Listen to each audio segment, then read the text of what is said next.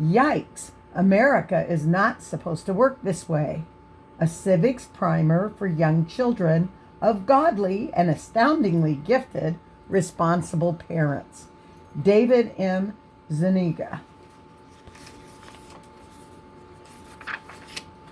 God made everything, all the galaxies with their stars and planets, including our world.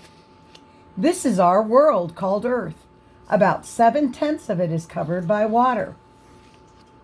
When there's no government and everybody just does what they want, that's called anarchy. So God ordained civil government to stop people from doing bad stuff to one another. Let everyone be subject to the governing authority, for there is no authority except that which God has established. The authorities that exist have been established by God. Romans 13:1. This is America, our republic of 50 states.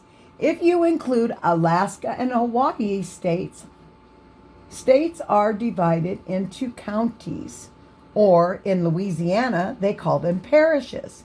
Then there are many towns and cities in each county.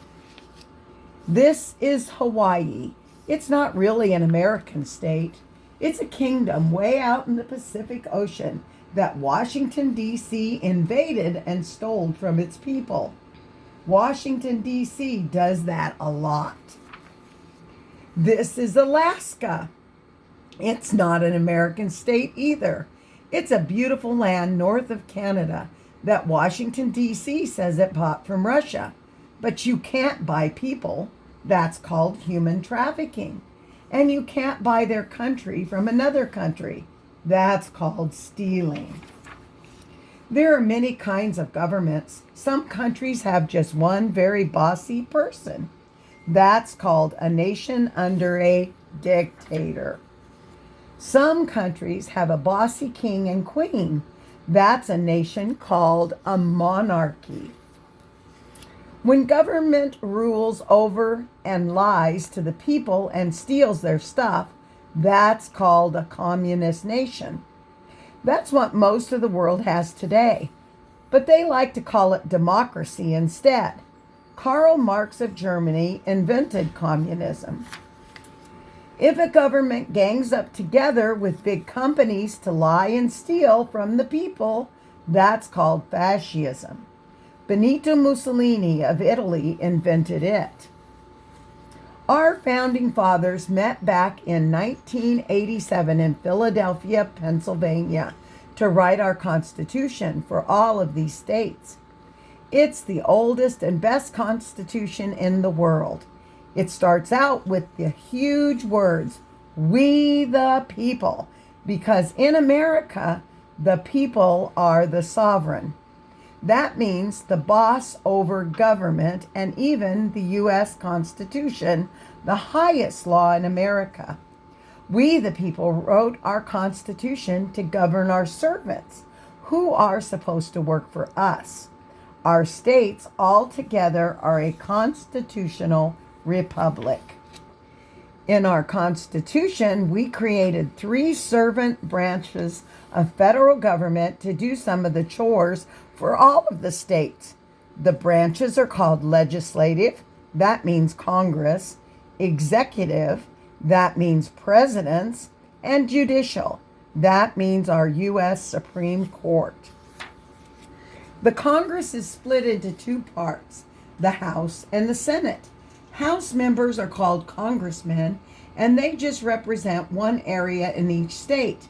Senators represent their whole state. Each state has 2 senators. In the Constitution, we give Congress permission to make courts of their own called federal courts.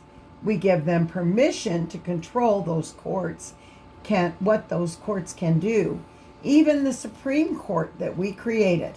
But Congress hasn't done that, so some courts are very bossy and bad.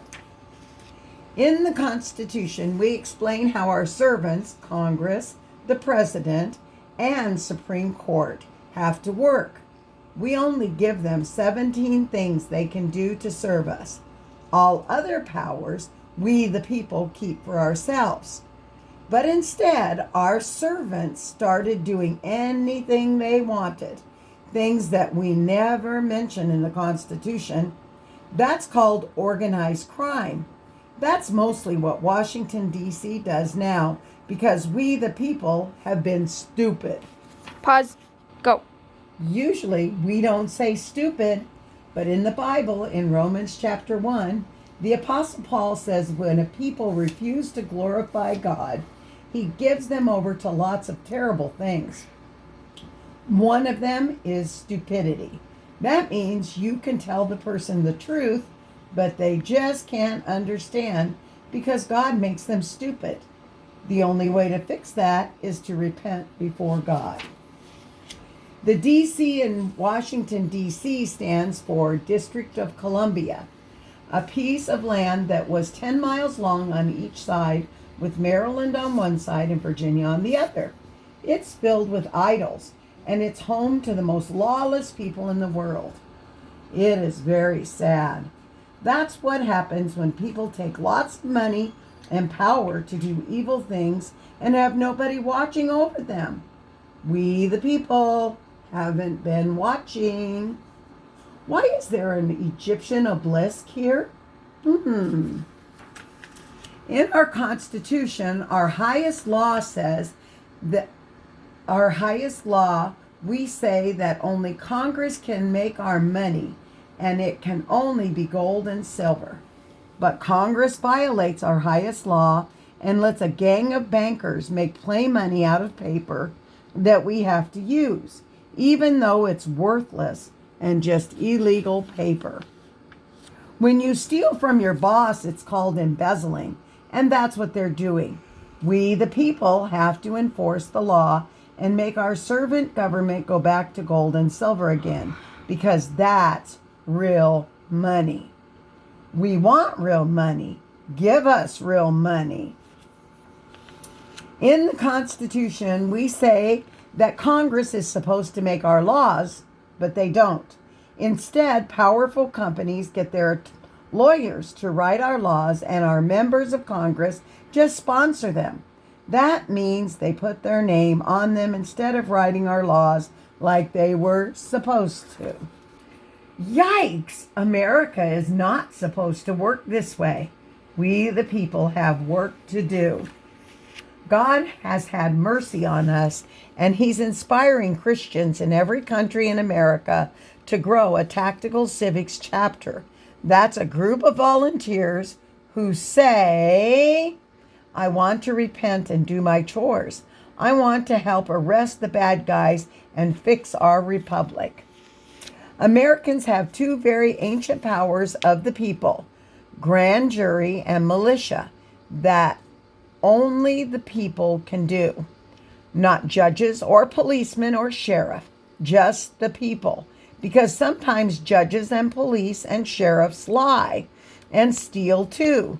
The United States is the only republic on earth that still has grand jury and militia. When Americans join tactical civics, they learn how to serve on grand jury and on real lawful militia. Now Americans can stop bad people in our government instead of expecting them to arrest themselves. It's our duty as Americans to glorify Jesus Christ and restore our land by God's grace.